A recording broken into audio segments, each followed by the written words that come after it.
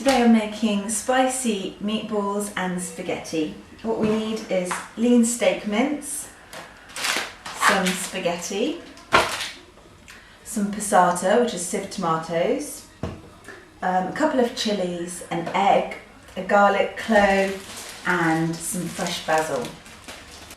I'm going to start by putting the spaghetti on.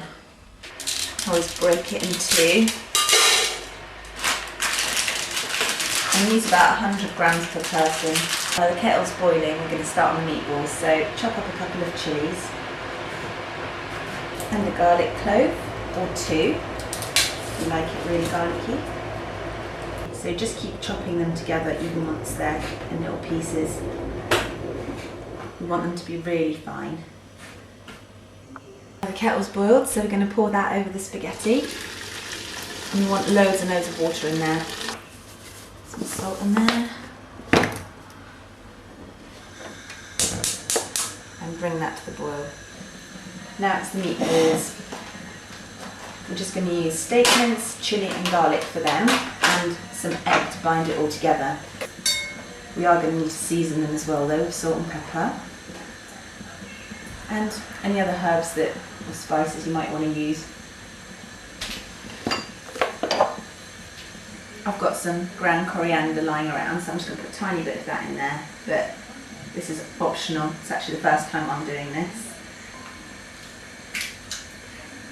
Crack an egg in. And now make sure you've washed your hands because it's time to get them really dirty. I'm just going to mush it all together.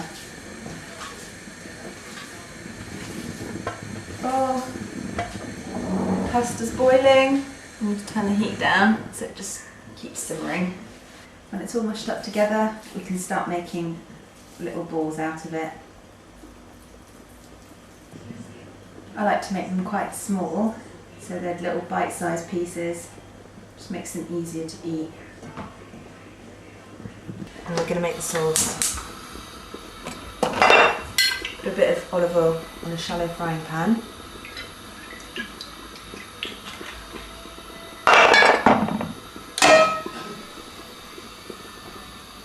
When the oil's hot, we're going to start putting the meatballs on.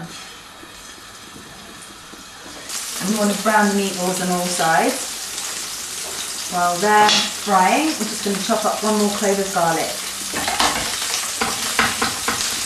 So after a couple of minutes, turn them round. Just going to check on the pasta. And try one to see what stage it's at.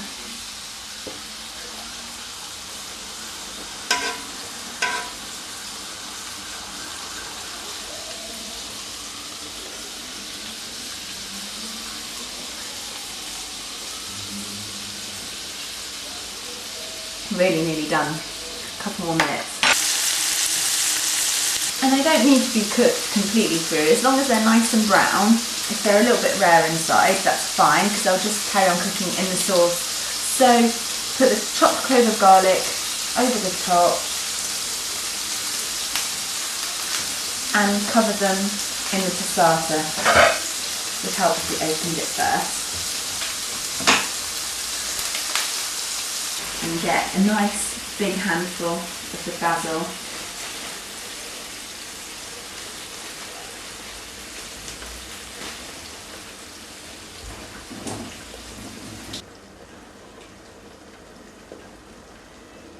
So we just need the basil leaves here. And salt and pepper. And we can just cover it up for a couple of minutes. Right, I've just tried the pasta and it's ready now. So we're going to drain the pasta and then put it back in the pan to keep warm while the sauce is cooking. See how that's going on. You do want to stir it now and again. If you have some red wine, you might want to add that now. And while it's cooking, you want to keep tasting it. So I can tell that needs a bit more salt. And we want all the flavours to infuse together, so we're going to cover it up and leave it on the lowest heat for about 5 minutes. Just stir it once halfway through.